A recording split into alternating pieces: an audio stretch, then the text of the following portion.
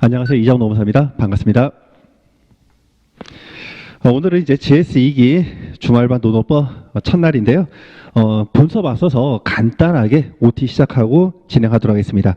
우리가 작년까지는요, GS2기가 10주 컬이었는데, 올해부터 다시 이제 8주로 줄었거든요.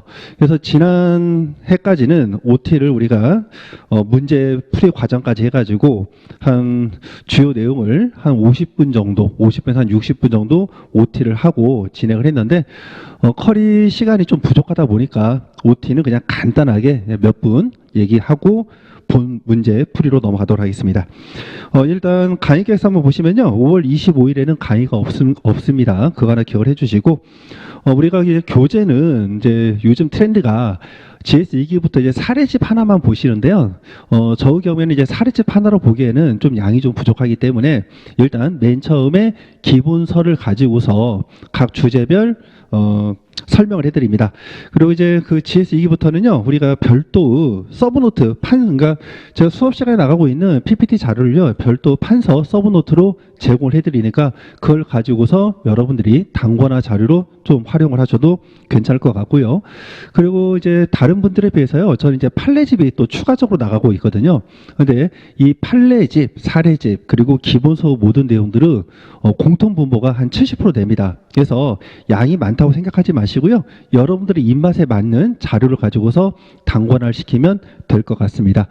자, 그래서 모든 판례 문제를 사례화하기는 좀 어렵기 때문에 기본적으로 사례화된 판례는 빼고 사례 문제가 있으면 그 판례는 우리가 사례 문제로만 진행을 하도록 하겠습니다.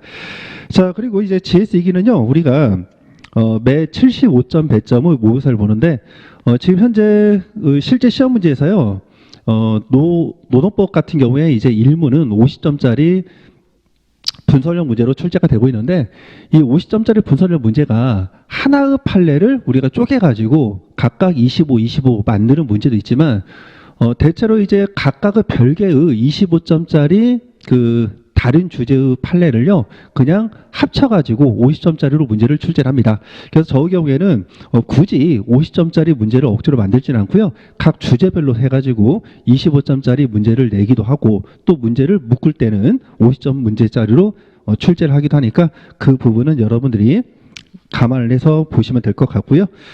그리고 뒤쪽에 있는 강의 진도표는 여러분들이 그냥 참고로 보시면 될 것 같고, 노원 같은 경우에 사실 양이 좀 굉장히 많습니다. 그래서 아마도 우리가 8주 내에 강의가 끝나긴 좀 어려울 것 같고요. 보강이 한 번 정도는 좀 이루어질 것 같습니다. 자, 그리고 이제 실강이신 분들은 답안지 제출하실 때 일단 답안지 쓰시고 바로 제출하지 마시고요. 제가 이제 문제풀이 과정에서 자가첨삭을 먼저 하신 다음에 저에게 제출해 주시면 될 것 같습니다.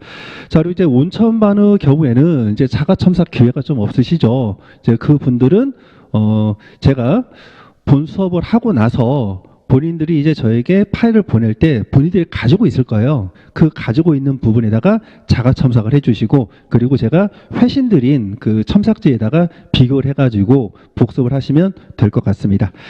자, 그러면 OT는요, 간단하게 한 이 정도 하시고 바로 시간 관계상 본 수업으로 넘어가도록 하겠습니다. 자, 먼저 제 1문 근로작성 판단인데요.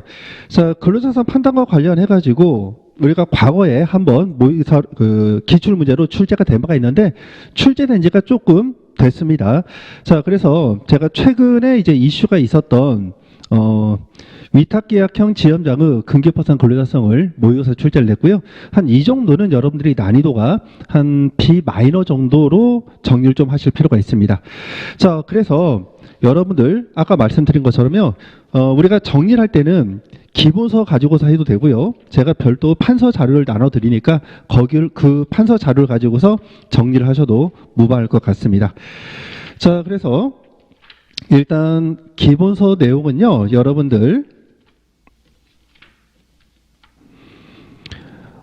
요해체 31페이지 근계법상 근로자성입니다. 자, 먼저 근로자성과 관련돼서는요, 근로기준법 제2조 제2랑 내용이죠. 그래서 근로자 개념은 직업 종류 관계없이 임금을 목적으로 사업 또는 사업장에서 근로를 제공하는 사람이라고 규정이 되어 있고요. 자, 그리고 이 직업 근로자 개념을요, 우리가 네 가지로 분설하는데 실제 사례 문제에서는요, 이 분설 개념을 자세하게 쓸 필요는 없습니다. 자, 다만 이제 혹시라도 단문형으로 출제가 되면요, 사안의 검토 부분이 빠지게 되죠. 그래서 사안의 검토가 보통 한 페이지를 차지하기 때문에 그 분량을 뭐로 케어한다? 요 분설령 관련된 내용으로 우리가 커버를 하면 됩니다.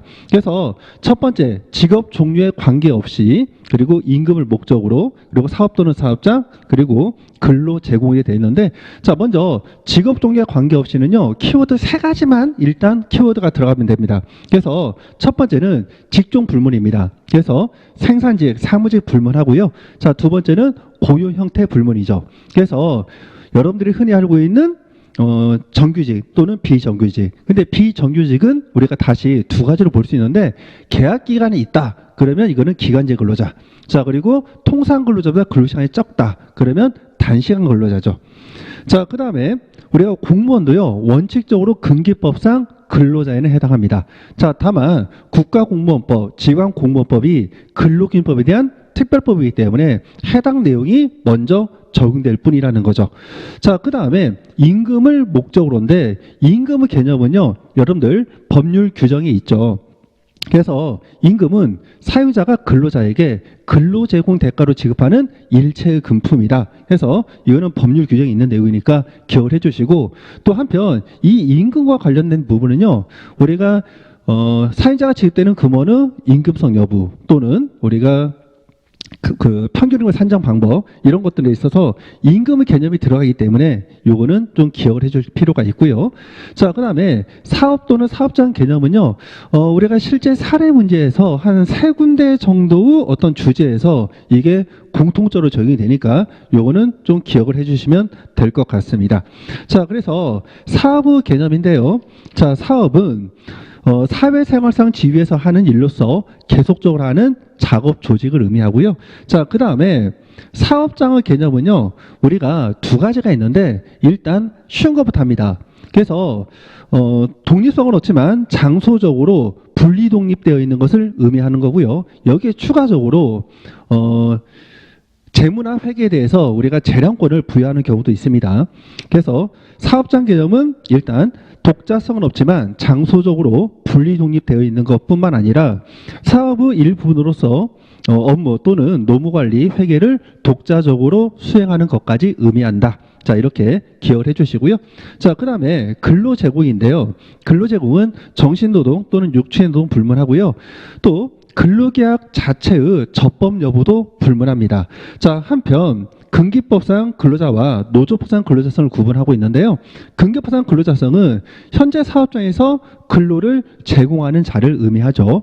자, 그래서 노조법상 근로자성으로 구분되는데, 노조법상 근로자성은 여러분들 다 아시겠지만 직업 종류 관계없이요, 임금, 급료, 그 밖에 이해 준한 수입에서 생활을 하는 자죠. 그러니까 근로 제공 여부하고는 관계가 없습니다.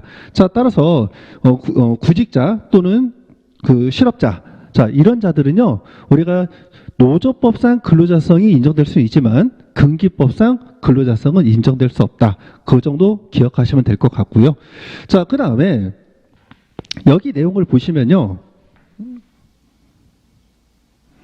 근로제공인데 이 근로제공이 어떠한 형태에서 근로제공인지 이게 이제 부연적으로 판례가 설명을 하고 있습니다. 그래서 판례가 법률 규정에 대해서 이제 부연 설명을 하고 있는데요. 이 부분은 다 암기를 하셔야 되겠죠. 계약 형식이 고용계약인지 도급계약인지보다 그 실질에 있어 근로자가 사업 또는 사업장에서 임금을 목적으로 종속적 관계에서 근로를 제공에 따라 판단한다. 이렇게 되어 있습니다. 좀 전에 우리가 바로 앞에서요, 계약 종류에 관계없이라고 했었죠. 직업 종류에 관계없이. 자, 그래서 여기 보시면요, 계약 형식이 고용계약인지 도급계약인지 이것보다, 자, 임금을 목적으로 들어가고요, 또는 사업 또는 사업장에서도 들어가고요. 자, 그 다음에 근로제공인데 이 근로제공에 대한 부연